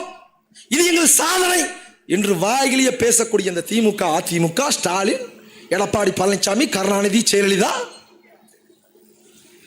இந்த ஓசூர் நிலத்தில் பன்னாட்டு பெரு நிறுவனங்களை கொண்டு வந்து இறக்கி இருக்கான். நாம் எல்லாம் நினைத்தோம் தொழிற்சாலைகள் வந்தால் நமக்கு வேலை வாய்ப்பு பெருகும். அந்த மண்ணின் மக்களும் அப்படித்தான் நினைச்சான். இன்றைக்கு இதே போச்சம்பள்ளியில் சிப்காட் பிரச்சனை இருக்கு. இந்த சிப்காட்டுக்காக நிலத்தை கொடுத்த எங்கள் பெற்றோர்கள் வேளாண் மக்கள். அதே போலத்தான் ஓசூரில் கொடுத்தார்கள். 50,000 ஏக்கருக்கு மேலாக வேளாண் மக்கள் தங்கள் சொந்த நிலத்தை சிப்காட்டுக்காக, தொழிற்சாலைக்காக தாரை வார்த்து கொடுத்தார்கள். எதற்காக கொடுத்தார்கள்?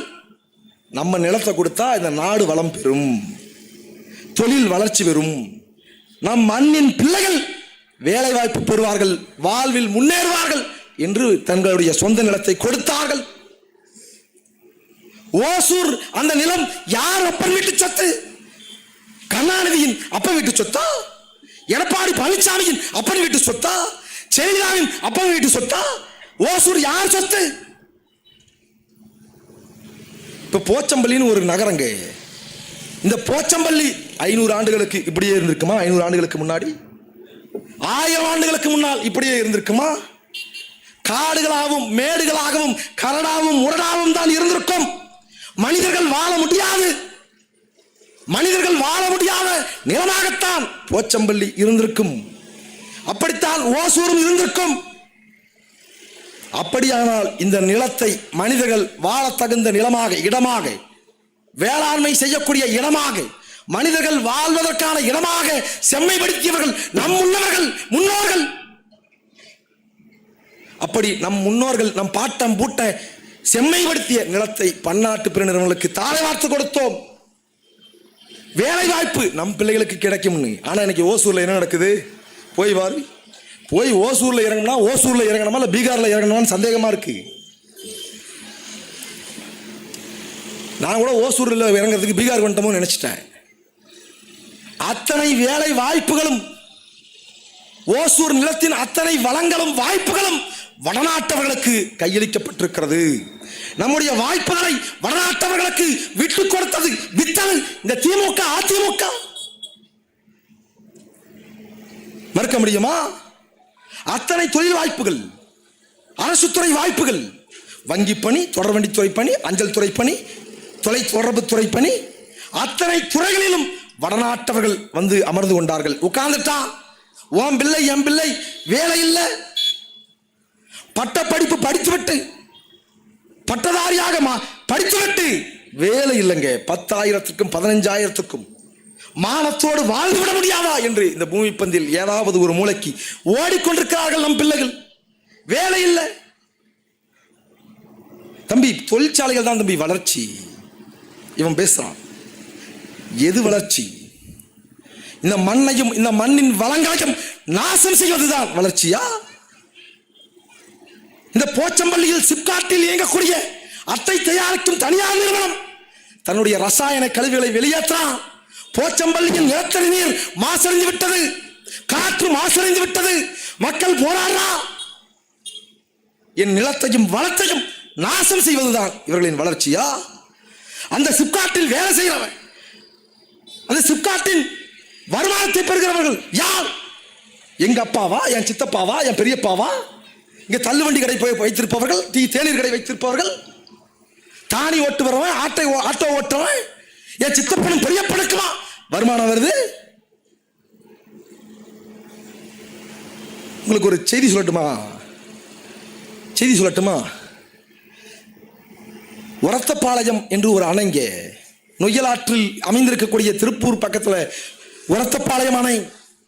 உலகில் எல்லா நாடுகளிலும் அணைக்கு கீழ்ப்பகுதியில் இருக்கக்கூடிய மக்கள் அணையை திறந்து விடுங்கள் என்று போராடுவாங்க. ஏன்னா அணையை திறந்தால் தண்ணீர் வரும், தண்ணீர் வந்தால் நிலம் வளமாகும், மீன் கிடைக்கும், மீன் வளம், நிலவளம் பெருகும், அதனால் எங்களுக்கு தண்ணீரை திறந்து விடுங்கள் என்று மக்கள் போராடுவாங்க. எங்கே? அணைக்கு கீழ்ப்பகுதியில் இருக்கக்கூடிய மக்கள். இது வழக்கம். அணைக்கு மேல் பகுதியில் இருக்கக்கூடிய மக்கள் போராடுவான், தண்ணீரை திறக்காதீங்க, எங்களுக்கு இன்னும் விவசாய தேவை இருக்கிறது, தண்ணீரை திறக்காதீங்க. அணையின் மேல் பரப்பில் இருக்கக்கூடிய மக்கள் தண்ணீர் திறக்க வேண்டாம் என்று போராடுவான். இதுதான் வழக்கம். ஆனால் உரத்தப்பாளையம் அணையில் மட்டும் அணையில் மேல் பரப்பில் இருக்கக்கூடிய மக்கள் எங்களுக்கு தண்ணீர் வேண்டாம், தயவு செய்து திறந்து விடுங்கள் போராடுறான். அணைக்கு கீழ்பரப்பில் இருக்கக்கூடிய மக்கள் போராடுறான், எங்களுக்கு தண்ணீர் திறந்துடாதீங்க போராடுறான். ஏன்? திருப்பூரில் இருக்கக்கூடிய பின்னலாடை நிறுவனத்திலிருந்து வெளியேறக்கூடிய அத்தனை கழிவுகளும், நச்சு கழிவுகளும் நொய்யலாற்று வழியாக உரத்தப்பாளையம் அணையில் தேங்கி இருக்கிறது. காற்று மாசடைந்திருக்கிறது, தண்ணீர் மாசடைந்திருக்கிறது. திருப்பூரில் பெருந்துறையில் பல கிலோமீட்டருக்கு தண்ணீர் மாசடைந்து விட்டது.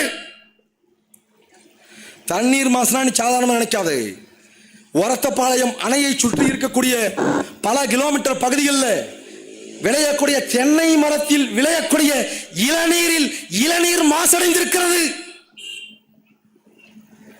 இளநீரே மாசடைந்திருக்கிறது என்றால் ஆழ்துளை கிணறில் பயன்படுத்தக்கூடிய தண்ணீர் எப்படி இருக்குன்னு சிந்திச்சுக்க. ஒரத்தப்பாளையம், பெருந்துறை, சிப்காட் அருகில் இருக்கக்கூடிய நிலத்தடி நீர் மாசடைந்து விட்டது.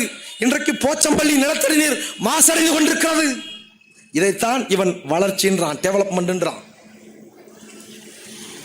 காடுகள் முற்றுமுழுதாக அழிக்கப்பட்டு விட்டது. சர்வதேச ஆய்வுகள் எல்லாம் சொல்றான், சர்வதேச அமைப்புகள் எல்லாம் சொல்றான், ஐநா அமைப்புகள் எல்லாம் சொல்றான், இந்த பூமி பந்தில் மனிதர்கள் வாழ வேண்டும் என்றால் ஒரு மனிதனுக்கு சராசரியாக 360 மரங்கள் இருக்க வேண்டும். இந்தியாவின் சூழலை கருதி அவன் சொல்றான், குறைந்தபட்சமேனும் இந்தியாவில் 160 மரங்களையாவது உருவாக்குங்கள்னு சொல்றான். 160 மரங்கள் ஒரு மனிதருக்கு. உன் வீட்டில் உன் பிள்ளை வளர்கிறது, உன் பையன் வளர்றா, உன் பிள்ளை வளர்கிறது என்றால் அந்த பிள்ளைக்கு 160 மரத்தை உருவாக்கணும். நீயும் நானும் உருவாக்க முடியாது, எங்கள் அக்கா உருவாக்க முடியாது, இங்கே நின்று கொண்டிருக்கிற அண்ணன்மார்கள், எங்கள் அக்காமார்கள் 160 மரங்களை உருவாக்க முடியாது. ஆனால் இதை யார் செய்யணும்? அரசு செய்யணும். இயற்கை நமக்கு கொடுத்தது, இயற்கை கொடுத்த கொடை காடு வளம், மலை வளம். ஆனால் இதையெல்லாம் வளர்க்க தவறிய இந்த அயோக்கியர்கள் காடுகளை அழித்தார்கள், மரங்களை வெட்டினார்கள். மரங்களை வெட்டினா நமக்கு என்ன தம்பி? ஜெயலலிதா தான் மரத்தை வெட்டினது, கருணாநிதி தான் மரங்களை வெட்டியது. மரங்கள் இல்லை என்றால் நமக்கு என்ன பிரச்சனை என்று நினைக்க கூடாது. மரம்தான், மரம்தான், எல்லாம் மரம்தான். உண்ண கனி, ஒதுங்க நிழல், அடைய குடில், அடைக்க கதவு, ஆட தூளி, அழகு வேலி, தடவ தைலம், தாளிக்க எண்ணெய், எழுத காகிதம், எரிக்க விறகு, மரம்தான், மரம்தான், எல்லாம் மரம்தான். மரம்தான், மரம்தான், மனிதன் மரம்தான். சீமான் ஏன் மரங்களுக்கு மாநாடு போடுறாரு? சீமான் ஏன் மரத்தை கண்டுபிடிச்சு நிற்கிறாரு? கேலி பண்றான், கிண்டல் பேசுறான். சீமான் மட்டுமா காடுகளை விரும்பினார்? சீமான் மட்டுமா காடுகளை பாதுகாக்க வேண்டும் என்று பேசினார்? இன்றைக்கு இவர்கள் அழித்து வைத்திருக்கிறார்கள் இந்த மேற்கு தொடர்ச்சி காடுகள், மேற்கு தொடர்ச்சி மலைகள். இந்த மேற்கு தொடர்ச்சி காடுகளை அழிக்க முடியாமல், அழிக்க விடாமல் அங்கே ஒருவன் வனக்காவலனாக நின்று கொண்டிருந்தான். 25 ஆண்டுகளுக்கு முன்னால் இந்த எங்கள் பிள்ளைகளுக்காக, அடுத்த தலைமுறை பிள்ளைகளுக்காக ஒருவன் அந்த வனங்களை பாதுகாத்து நின்றான். அவனை கொலைகாரன், கொள்ளைக்காரன், கடத்தல்காரன் என்று இவர்கள் அடையாளப்படுத்தினார்கள். ஆனால் இந்த பெருநிலத்தில் யாரை கொலைகாரன், கொள்ளைக்காரன் என்று அடையாளப்படுத்தினார்களோ அவனை இந்த நிலத்தில் அவன் கொலைகாரன் அல்ல, கொள்ளைக்காரன் அல்ல, கடத்தல்காரன் அல்ல, எங்கள் பெருமைமிக்க வனக்காவலன், மாவீரன், வீரப்பன் என்று முன்னிறுத்தியது எங்கள் அண்ணன் சீமான். நீ சிந்திச்சு பாரு. 25 ஆண்டுகளுக்கு முன்னாடிங்க ஒரு தனி மனிதனை பிடிப்பதற்கு 25 ஆண்டுகளுக்கு முன்னாடி 300 கோடி 400 கோடியை கொட்டியது இந்த மத்திய அரசு. இந்த மாநில அரசுகள் கர்நாடகா, கேரளா, ஆந்திரா, தமிழ்நாடு என்று இந்த மாநில அரசுகள், மத்திய அரசும் ஒன்றிணைந்து தன்னுடைய உச்சபட்ச அதிகாரத்தை, உச்சபட்ச வீரத்தை அங்கே கொண்டு போய் நிறுத்தினான். ஒட்டுமொத்த கட்டமைப்பு, ராணுவ கட்டமைப்பையும் கொண்டு போய் நிறுத்தினான் ஒற்றை மனிதனை பிடிப்பதற்காக. 25 ஆண்டுகளுக்கு முன்னால் அது 300 கோடி 400 கோடினா இன்றைக்கு தேதிக்கு அந்த பணம் 5000 கோடி 6000 கோடி. அப்படி பார்த்தால் ஒற்றை மனிதன் வீரப்பனை பிடிப்பதற்கு இந்த அதிகாரம் 5000 கோடியை செலவழித்திருக்கிறது. 5000 கோடியை செலவழித்து ஏன் வீரப்பனை பிடிக்கணும்? ஏன் பிடிக்கணும்? ஏன் பிடிக்கணும் தெரியுமா? வீரப்பன் இருந்த வரைக்கும் இந்த காடு வளங்களை, கனிம வளங்களை பன்னாட்டு பெரு நிறுவனங்களுக்கு தேயிலை தோட்டங்களாக விற்பனை செய்ய முடியல. பன்னாட்டு பெரும் முதலாளிகள் தேயிலை தோட்டங்களை இந்த காடுகளில் உருவாக்க முடியல. முதுமலை காடுகளை அழிக்க முடியல. மேற்கு தொடர்ச்சி காடுகளை அழிக்க முடியல. ஏன்? அங்கே ஒருவன் வனக்காவலாக நின்று கொண்டிருந்தான். இவனை அழிச்சாதான் இந்த காடுகளை அழிக்க முடியும் என்று 5000 கோடியை கொட்டி அழித்தார்கள். அது எப்படி அழிச்சான்? நேருக்கு நேர் ஒற்றைக்கு ஒற்றை ஆண்மையுள்ள எவனும் நேருக்கு நேர் நிற்க முடியல. ஏன்?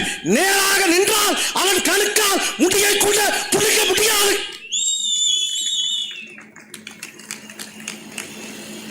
எங்கள் பெருமைமிக்க வனக்காவலன் சியான் வீரப்பனார் பேசிய அரசியல் இது.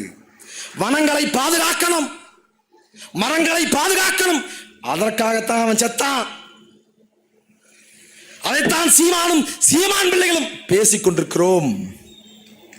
வீரப்பன் எங்க சாதி என்று பேசுகிற எந்த தலைவனும் வீரப்பனை போற்ற மாட்டான். வீரப்பனை மாவீரன் என்று போற்ற மாட்டான். பதாகைகளை போட மாட்டான். திமுக போட சொல்லு பதாகையில், அதிமுக போட சொல்லு, தற்குறி விஜயை போட சொல்லு, போட மாட்டான். இந்த மண்ணுக்காகவும் மக்களுக்காகவும் யாரெல்லாம் போராடினானோ அவனை எல்லாம் போட மாட்டான். தமிழரசனை போட மாட்டான், கலிய பெருமாளை போட மாட்டான், தலைவர் பிரபாகரனை போட மாட்டான். ஆனாலும் நீ நினைத்துக் கொண்டிருக்கிற இவர்கள் எல்லாம் பெருந்தலைவர்கள், இவர்கள் எல்லாம் பெரும் தலைவர்கள் நீ நினைச்சு கொண்டிருக்க. யார் தலைவர்கள்? யார் தலைவர்? தன் வாழ்நாளில் உண்மையும் நேர்மையாக இருந்து 9 ஆண்டுகள் நாடாளுமன்ற உறுப்பினர், பொதுப்பணித்துறை அமைச்சர், தன் அதிகாரத்தை பயன்படுத்தி ஒத்த ரூபா ஊழல் செஞ்சதில்லை, சோடம் போனதில்லை. தன் வாழ்நாள் முழுமைக்கும் உண்மையும் நேர்மையுமாக வாழ்ந்து சாகும் காலத்தில் மதுரை அரசு மருத்துவமனையின் கட்டாந்திரையில் கடந்து ஒருவன் செத்து போனார். பொதுப்பணித்துறை அமைச்சர் ஒத்த ரூபா ஊழல் செஞ்சதில்லை. எங்கள் பெருமைமிக்க பாட்டன் கக்கன். இதே நிலத்தில் தான் இன்னொரு பொதுப்பணித்துறை அமைச்சர் உருவானார். 57 பொதுப்பணித்துறை அமைச்சர் கக்கன், 67 ஒரு பொதுப்பணித்துறை அமைச்சர் உருவானார். அந்த பொதுப்பணித்துறை அமைச்சர் என்ன பண்ணலாம்? கையில ஒத்த பைசா காசு இல்ல. சொந்த ஊர்ல இருந்து சென்னைக்கு வரும்போது திருட்டுத்தனமாக கக்கூசுல உட்கார்ந்துட்டு வந்த அயோக்கிய பையன் காசு இல்ல. ஒத்த பைசா காசு இல்லாமல் சென்னை வந்து பொதுப்பணித்துறை அமைச்சராக பொறுப்பு வகித்த அந்த அயோக்கியன் தன் வாழ்நாள் முழுமைக்கும் ஊழல், லஞ்சம், கொலை, கொள்ளை என்று இந்த மண்ணுக்கும் மக்களுக்கும் துரோகத்தை மட்டுமே செய்து ஆசியாவின் மிகப்பெரிய பணக்கார குடும்பமாக தன் குடும்பத்தை கட்டமைத்து விட்டு செத்து போனான். முன்னதாக தன் வாழ்நாள் முழுமைக்கும் உண்மையும் நேர்மையுமாக வாழ்ந்து அரசு மருத்துவமனையில் செத்து போனவன் நம் தாத்தன் கக்கன். இரண்டாவதாக தன் வாழ்நாள் முழுமைக்கும் துரோகத்தையும் ஊழலையும் லஞ்சத்தையும் மட்டுமே செய்து வாழ்ந்து செத்து போனவர் ஐயா கருணாநிதி. யார் தலைவர்கள்? கக்கன் தலைவரா, கருணாநிதி தலைவரா? யார் தலைவர்கள்? எங்கள் பெற்றோர்களுக்கு, எங்கள் அண்ணன்மார்களுக்கு, எங்கள் தம்பிமார்களுக்கு கருணாநிதி தலைவனா, எம்ஜிஆர் தலைவனா, ஜெயலலிதா தலைவரா, ஸ்டாலின் தலைவரா, எடப்பாடி பழனிசாமி தலைவரா, விஜய் தலைவனா, அஜித் தலைவனா, சிவகார்த்திகேயன், விஜயகாந்த், ரஜினிகாந்த், விஜய் சேதுபதி இவர்கள் எல்லாம் தலைவர்களா? யார் தலைவன்? இதோ பெயரை உச்சரித்த மறுகணமே விரல்களுக்கு நடுவே விருக்கென புகுந்து விடுகிறது வீரம். அவன்தான் எங்கள் தலைவன் பிரபாகரன். அவன் ஒருவரே தமிழ் தேசியத்தின் தலைவன்.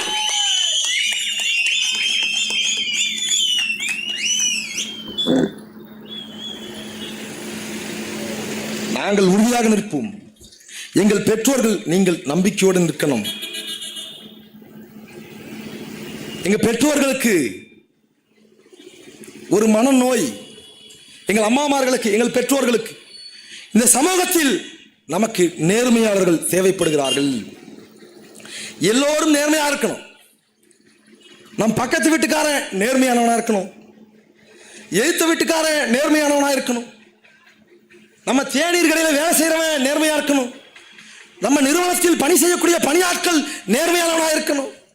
ஏன் பக்கத்து வீட்டுக்காரன் அயோக்கியனாக இருந்தால் நம் வீட்டில் பிள்ளைகளை விட்டுவிட்டு நாம் வெளியே வர முடியாது. நம் நிறுவனத்தில் பணி செய்யக்கூடியவன் அயோக்கியனாக இருந்தால் நாம் நிறுவனத்தை நடத்த முடியாது.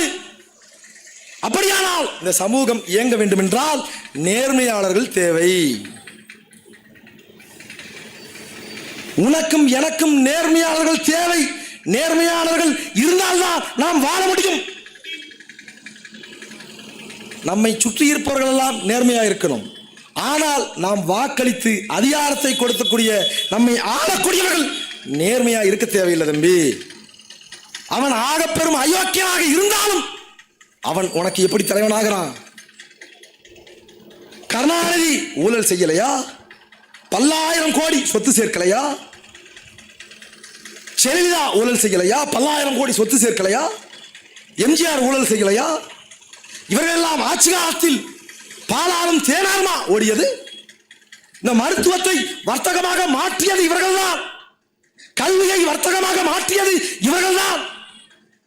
இந்த மண்ணை நாசமாக்கும் அத்தனை திட்டங்களையும் கொண்டு வந்த தலைவர் மக்கள் இவர்கள்தான். இவர்கள் அயோக்கியர்கள் இல்லையா? இன்னும் தெளிவாக புரிந்து கொள்ள வேண்டும் என்றால் யார் அயோக்கியர்கள்? இந்த நிலத்தில் எவனெல்லாம் வாக்குக்காக காசு கொடுக்கிறானோ அவன்தான் ஆகப்பெரும் அயோக்கியன். இந்த தேர்தலில் ஸ்டாலின் பேச சொல்லி, எங்க அப்பன் கருணாநிதி மேல சத்தியம் நான் வாக்கு காசு கொடுக்க மாட்டேன் பேச சொல்லு. எடப்பாடி பழனிசாமி பேச சொல்லு. என் ஆத்தாப்பா மேல சத்தியம், எங்க இதய தெய்வத்தின் மேல சத்தியம் வாக்குக்கு காசு கொடுக்க மாட்டேன் எடப்பாடி பழனிசாமி பேச சொல்லு. காசு கொடுப்பான். அப்படியானால் வாக்குக்கு காசு கொடுப்பவன் தான் ஆகப்பெரும் அயோக்கியன். எங்கள் பெற்றோர்களுக்கு அருகில் இருப்பவர்கள் எல்லாம் நேர்மையாளராக இருக்க வேண்டும். ஆனால் அதிகாரத்தில் இருப்பவன் நேர்மையாளர் தேவையில்லையா? நாங்கள் ஒரு பெரும் கனவோடு வருகிறோம். எங்கள் பெற்றோர்கள் நீங்கள் அதை புரிந்து கொள்ளணும். இப்படியே கத்திக்கொண்டிருப்பார்கள், இவருக்கு வேற வேலையிலையும் நினைக்கூடாது. எங்கள் வரலாற்று கடமையை நாங்கள் செய்து கொண்டிருக்கிறோம். எங்களுக்கு ஒரு பெரும் கனவு இருக்கிறது. பசி, பஞ்சம், ஊழல், லஞ்சம், கொலை, கொள்ளை, சாதிய இழிவு, பெண்ணிய அடிமைத்தனம், சாதி மத போதை இவை ஏதுமற்ற ஒரு உண்மையும் நேர்மையுமான சமூகத்தை உருவாக்குவது, கட்டமைப்பது, இதுதான் எங்கள் நோக்கம், இலக்கு, லட்சியம். பசிக்கு அழாத குழந்தை, கல்விக்கு ஏங்காத மாணவன், வேலைக்கு அலையாத இளைஞன், இதுவே என் கனவு இந்தியா என்று இந்த மண்ணின் மகத்தான புரட்சியாளன் பகத்சிங் பதிவு பண்றான். அதை போல எங்களுக்கு ஒரு பெருங்கனவு இருக்கு. காம பொருளாதாரமும் அதிகார பரவலும் தான் என்னுடைய கனவு இந்தியா என்றார் தேசத்தந்தை என்று போற்றப்படுகிற மகாத்மா காந்தி. அதை போல எங்களுக்கு ஒரு பெரும் கனவு இருக்கிறது. உங்களால் சுமக்க முடியாத ஒரு பெரும் கனவை சுமந்து நில்லுங்கள். அதுதான் இந்த உலகில் எல்லாவற்றையும் விட மேலானது என்கிறான் ஆல்பர்ட் ஐன்ஸ்டீன். அதை போல எங்களுக்கு ஒரு பெரும் கனவு இருக்கிறது. ஒரு பெரும் கனவோடு வந்து நிற்கிறோம். நாம் தமிழ்ச்சி அதிகாரத்துக்கு வந்தால் நீங்கள் இந்த மண்ணில் நாம் தமிழ்ச்சியை நம்பி நாம் தமிழ்ச்சியின் வெற்றி வேட்பாளராக நிற்கக்கூடிய எங்கள் அன்பு சகோதரர் கவின்குமாருக்கு வாக்களித்து நீங்கள் அதிகாரத்தை தந்தால் அவர் உண்மையும் நேர்மையுமாக இந்த மண்ணுக்கும் மக்களுக்குமாக நிற்பார்.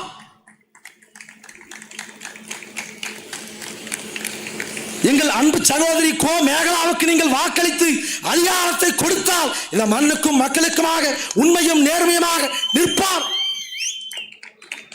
இந்த திமுக அதிமுக தலைவர்கள் வாக்கு கேட்டு வர்றான்ல, இவன் தான் இந்த மண்ணில் சாலை போடுறான், இவன் தான் மருத்துவமனை கட்டுறான், இவன் தான் ரோடு போடுறான், பாலம் போடுறான், பாலம் அமைக்கிறான், எல்லாம் இவன் தான் பண்றான். எங்கள் பெற்றோர்களுக்கு தெரியும். போச்சம்பள்ளியில் மட்டுமில்ல, தமிழ்நாட்டில் இருக்கக்கூடிய அத்தனை கிராமங்களிலும் சாலை போடுறாங்க. அடுத்த 6 மாசத்தில் பல்லிழிக்குதுங்க. சாலை போடுறான், கையில நோண்டி எடுத்துடலாம், கையில நோண்டி எடுத்துடலாம். சாலை அமைக்கும் போது நீ புகைப்படம் எடுத்தா உன்னை கைது பண்றான். என்ன சாலை அமைக்கிறது என்ன அவ்வளவு பெரிய கள்ளக்கடத்தலா பண்ற நீ? சாலை அமைப்பதை புகைப்படம் எடுக்கூடாதுன்றான். அப்படியானால் எந்த தரத்தில் இவர்கள் சாலை அமைக்கிறார்கள் என்று பாருங்க. போச்சம்பள்ளியில் சுத்தி இருக்கிற நகராட்சிக்கு உட்பட்ட அத்தனை பேரூராட்சி உட்பட்ட அத்தனை கிராமங்களையும் சாலை அமைத்திருக்கிறார்கள்.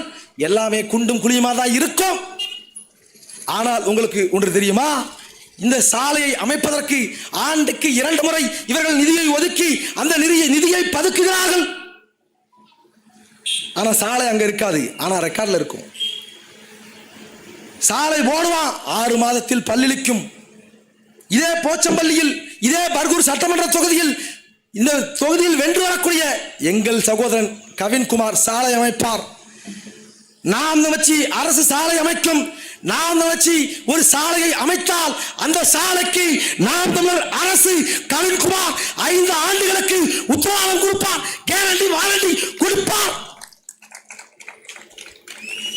5 ஆண்டுகளில் அந்த சாலைக்கு சேதம் ஏற்பட்டால், பல்லிழித்தால், நீ சட்டையை பிடிச்சு கேள்வி கேட்கலாம், வழக்கு தொடுக்கலாம். நான் வச்சு சட்ட திருத்தம் கொண்டு வரும். கவின்குமார் வீட்டில் இருக்கக்கூடிய அவரின் அப்பாவும் எங்கள் தந்தையும் எங்கள் தாயாரும் அரசு மருத்துவமனையில் தான் படுப்பாங்க.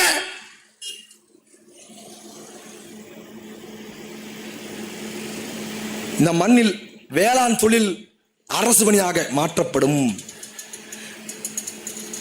அரசு பள்ளிகள் தனியார் பெறும் பள்ளிகளுக்கு நிகரான தரமான மருத்துவத்தை நாம் தமிழர் அரசு கொடுக்கும்.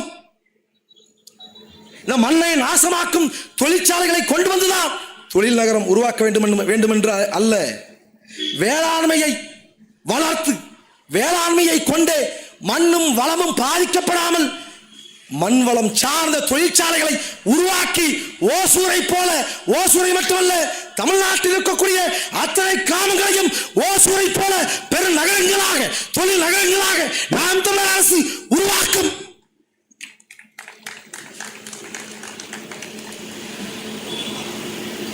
அதனால் எங்கள் பெற்றோர்கள், நீங்கள் நம்பி நில்லுங்கள், நம்பி நில்லுங்கள். நாங்கள் உறுதியாக நிற்போம். உறுதியாக, உண்மையாக, நேர்மையாக எங்கள் வேட்பாளர்கள் நிற்பார்கள், நாங்கள் நிற்போம். நாம் தமிழ்ச்சி உங்களோடு நிற்கும். நீங்கள் இந்த சமூகத்தை ஒரு உண்மையும் நேர்மையுமான சமூகமாக கட்டமைக்க விரும்பினால், உங்கள் பிள்ளைகள் வாழக்கூடிய சமூகம் ஒரு உண்மையும் நேர்மையுமான சமூகமாக இருக்க வேண்டும் என்று விரும்பக்கூடிய மானத்தமிழர்கள், நல்லவர்கள், அறிவில் சிறந்தவர்கள், எங்கள் பெற்றோர்கள், எங்கள் உடன் பிறந்தார்கள், நீங்கள் அத்தனை பேரும் வாக்களிக்க வேண்டிய சின்னம் நாம் தமிழ்ச்சியின் விவசாயி சின்னம். நீங்கள் அத்தனை பேரும் இந்த தொகுதியில் வாக்களித்து வெற்றி பெற வைக்க வேண்டிய வேட்பாளர் எங்கள் அண்ணன் செந்தமன் சீமானின் அன்பு தம்பி கவின்குமார் அவர்களுக்குத்தான் நீங்கள் வாக்களித்து வலிமைப்படுத்த வேண்டும், வாய்ப்பு தர வேண்டும். இறுதியாக ஒரே ஒரு செய்தியை நான் பதிவு செய்கிறேன்.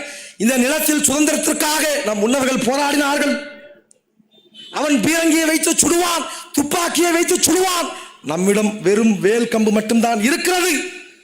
ஆனாலும் இனமானத்திற்காக, இனத்திற்காக, நிலத்திற்காக, அடுத்த தலைமுறை பிள்ளைகளுக்காக, அவர்களின் சுதந்திரத்திற்காக நம் முன்னவர்கள் சுதந்திரத்திற்காக நின்றார்கள், போராடினார்கள். மருதுபாண்டியர்கள் தூக்கில் தொங்கி இறந்தார்கள், மரணத்தை தழுவினார்கள் நம் பிள்ளைகளுக்காக, இந்த நிலத்திற்காக. தீரன் சின்னமலை வீர மரணத்தை தழுவினார் இந்த நிலத்திற்காக, இந்த பிள்ளைகளுக்காக. இப்படி எண்ணிலடங்கா நம் முன்னவர்கள் சுதந்திரத்திற்காக இந்த நிலத்தில் போராடி செத்திருக்கிறார்கள். அப்படியானால் நீங்கள் இதை உணர்ந்து கொள்ளணும். இந்த சுதந்திரம் நமக்கு அளித்திருக்கும் வாய்ப்பு, ஜனநாயக வாய்ப்பு, வாக்கு தேர்தல் என்பதை நீங்கள் புரிந்து கொள்ளணும். துருப்பிடித்து தூங்கவா துப்பாக்கி, உரையில் உறங்கவா வாள், விளையாடு மகிழவா வில்கள், அழகு போட்களா அம்புகள், இலக்கின்றி எரியவா வில்கள், 1000க்கும் 2000க்கும் திரை கவச்சக்கும் விற்கவானும் வாக்கு. நீங்கள் அதை உணர்ந்து ஜனநாயக கடமையை ஆற்ற வேண்டும். புரட்சி எப்போதும் வெல்லும். அதை மலரும் நாம் தமிழர் அரசு சொல்லும். தமிழ் தாய் வாழ்க, தலைவன் பிரபாகரன் வாழ்க, நாம் தமிழர். அடுத்ததாக